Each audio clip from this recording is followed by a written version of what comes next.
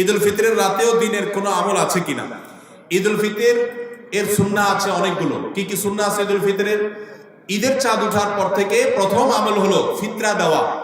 পরিবারের সবার তরফ থেকে গরিব অভাবী লোকদের কাছে, আপনার পরিবারে 5 জন হলে 5 জনের পক্ষ থেকে ফিতরা আপনি খাবার পৌঁছে দিবেন গরিবের বাসায়। এটা হলো প্রথম আমল।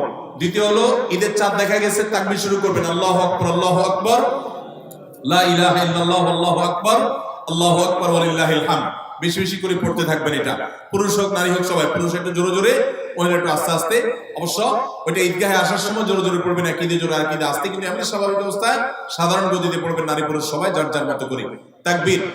এবং বিশেষ করে এই তাকবীর এটা জিলহজের প্রথম দশকে পুরো দশক ধরেই পড়তে হয়। যাই হোক, এই ঈদের চাঁদ ওঠার পর থেকে ঈদের নামাজ পর্যন্ত তাকবীর আমরা বেশি করে পড়তে পারবো, পড়তে থাকবো। তৃতীয়ত হলো মেসওয়াক করবেন।